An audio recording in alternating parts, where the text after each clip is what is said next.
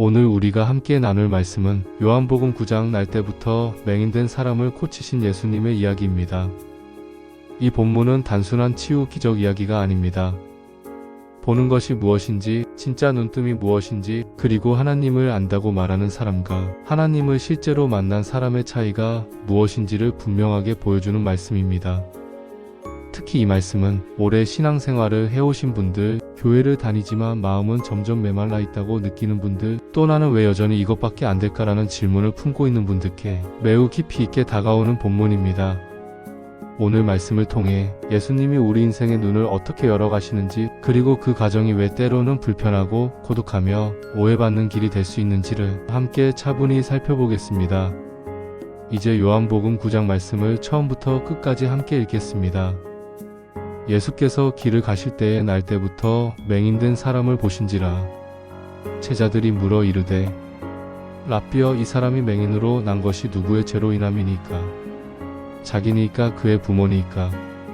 예수께서 대답하시되 이 사람이나 그의 부모의 죄로 인한 것이 아니라 그에게서 하나님이 하시는 일을 나타내고자 하심이라.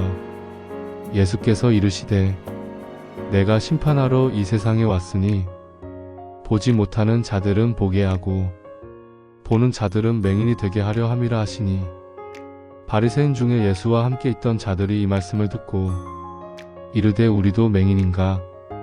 예수께서 이르시되 너희가 맹인이 되었더라면 죄가 없으려니와 본다고 하니 너희 죄가 그대로 있느니라. 이 배경에서 중요한 점은 당시 유대 사회에서 질병은 죄의 결과로 여겨졌다는 것입니다. 특히 날 때부터 맹인이라는 상태는 개인의 잘못이 아니라 가문 전체에 대한 저주처럼 받아들여졌습니다. 이 사람은 태어날 때부터 시력만 없는 것이 아니라 존엄과 자격, 사회적 위치까지 함께 빼앗긴 삶을 살고 있었습니다. 이 이야기의 시작은 제자들의 질문에서 출발합니다. 이 사람이 맹인으로 난 것이 누구의 죄 때문입니까? 이 질문은 매우 신앙적으로 들리지만 사실은 굉장히 폭력적인 질문입니다. 고통 앞에서 원인을 먼저 따지고 책임을 먼저 찾는 태도이기 때문입니다. 그러나 예수님의 대답은 완전히 다릅니다.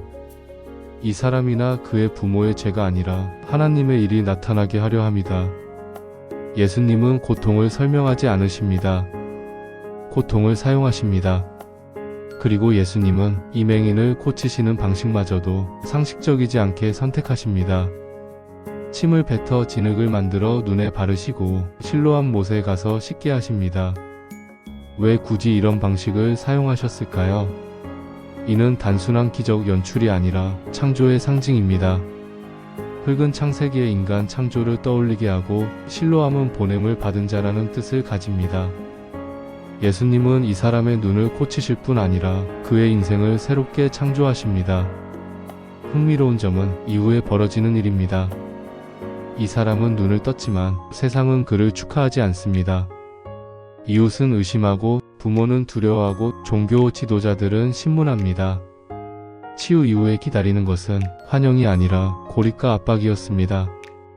그러나 이 과정 속에서 이 사람의 신앙은 점점 자라납니다. 처음에는 예수라 하는 그 사람이 고쳐주었습니다. 그 다음에는 그는 선지자입니다.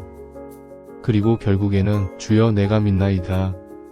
눈이 열린 순간이 아니라 쫓겨난 순간에 그는 예수님을 온전히 만납니다.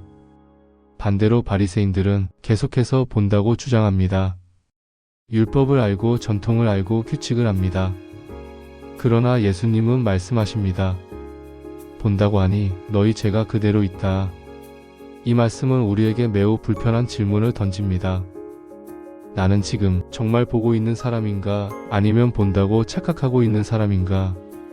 신앙생활을 오래 하다 보면 하나님을 경험하는 사람에서 하나님을 설명하는 사람으로 바뀌기 쉽습니다.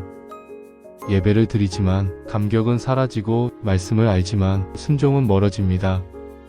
바리새인들의 문제는 악함이 아니라 자기 확신이었습니다.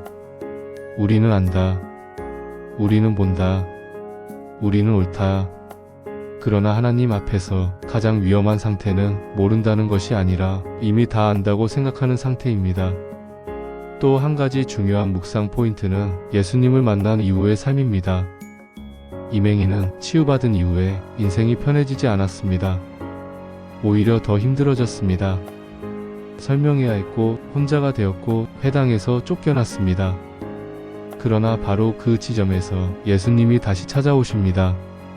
신앙은 문제가 사라지는 것이 아니라 문제 속에서 주님을 다시 만나는 것입니다. 혹시 지금 왜 나만 이런 과정을 지나야 하나요? 라는 질문을 하고 계시다면 이 본문은 분명히 말합니다. 하나님의 일은 항상 편안한 방식으로 나타나지 않습니다. 그러나 분명한 것은 예수님은 고립된 자를 그냥 두지 않으신다는 사실입니다. 세상에서 쫓겨난 그 사람을 예수님은 직접 찾아오십니다. 그리고 물으십니다. 내가 인자를 믿느냐? 신앙은 정보가 아니라 관계입니다.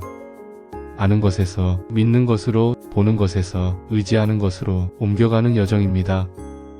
오늘 우리는 무엇을 보고 있다고 말하고 있는지 차분히 점검해 보아야 합니다. 오늘 말씀을 정리해 보겠습니다. 예수님은 보지 못하는 자를 고치실 뿐 아니라 본다고 하는 자의 눈을 드러내십니다. 그리고 진짜 눈뜸은 기적의 순간이 아니라 주님을 인격적으로 만나는 순간에 일어납니다. 이제 이 말씀을 마음에 품고 함께 기도하겠습니다.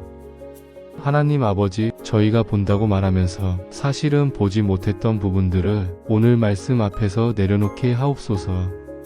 익숙한 신앙, 굳어진 확신이 아니라 날마다 주님을 새롭게 만나는 겸손한 마음을 허락해 주옵소서.